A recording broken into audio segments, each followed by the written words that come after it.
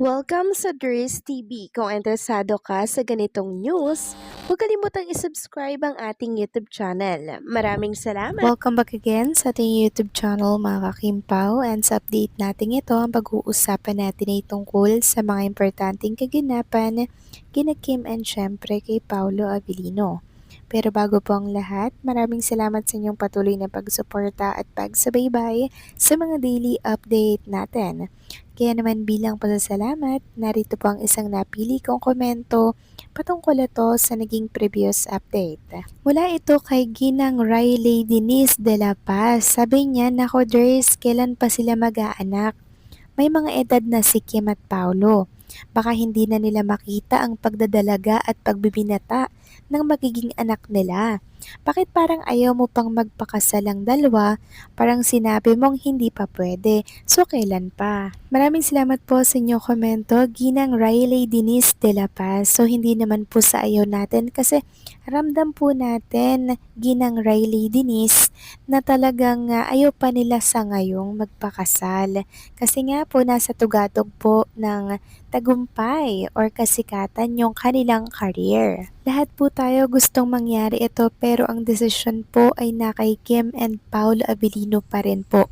Yan po yung final decision na hindi pa po mabitaw-bitawan ni Chinita Princess and ni Paolo. Kung para sa atin, sa ganang atin lang, payag na payag tayo kahit anong oras, 'di ba? Pero syempre, ang dami pong sinasaalang-alang ni Kim and Paolo na commitment, lalo na po yung mga hawak nilang endorsement, 'di ba? Na kung saan ay hindi pa nga po pwedeng magpakasal or mag-asawa hanggat nakakontrata pa po sila sa isang brand na yon. And tama naman po kayo dyan na nasa tamang edad na si Kim and Paolo Avellino para po mag-anak, magpakasal at mag-asawa para makita pa po nila na nagdadalaga or nagbibinata po, 'di ba? Yung kanilang mga magiging anak. Kasi sa oras nga naman po na mag-anak po sila ay mga halimbawa 40 na, no? So 50, ganyan. So hindi po nila makakasama ng matagal-tagal yung kanilang magiging anak. Kasi nga po, tumatanda na sila. Kaya hopefully marinig po ni Chinita Princess ang panawagan ng maraming fans. So maraming salamat po sa inyong komento, Ginang Riley Denise de la Paz. God bless po sa inyo and pabuhay kayo. So eto na nga pag-usapan na natin mga kakimpa, mga topic po na nakalap natin sa update na to. At unahin nating pag-usapan itong the big finale na kung saan ay panalo or bagi si Chinita Princess and si Paolo para po yan sa BB Choice Awards. Sabi nga dito ng isang account, "How did our Kim Pao couple win as male and female sexiest of the year? So will they get a cover on your People magazines? Can you make sure it's the hard copy, not digital copy? Please interview their gym moment." So hopefully nga po ay makover po ng isang magazine si Kim and Paolo Avellino, 'di ba? Sa oras na sila po ay tanghali na talaga. Kasi sa ngayon nangunguna naman sila sa botohan mga kakimpaw. Kaya for sure ay sure win na po ito.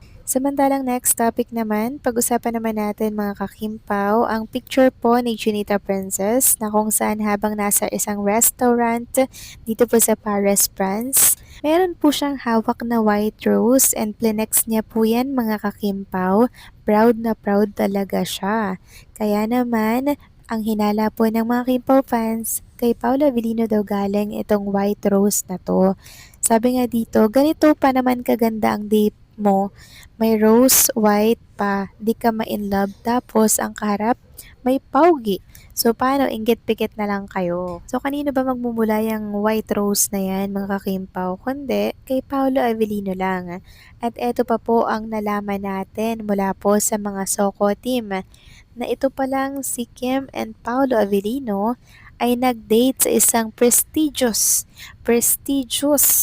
3 Michelin star restaurant in Paris. Grabe mga kakimpaw. Sabi nga dito, sina Kim at Paolo ay nag-date sa Affage, isang prestigious 3 Michelin star restaurant sa Paris. Nung nasa France sila, napaka-special at classy ng kanilang date spot.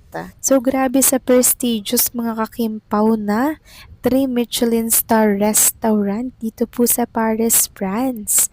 Sobrang classy talaga ng kanilang date.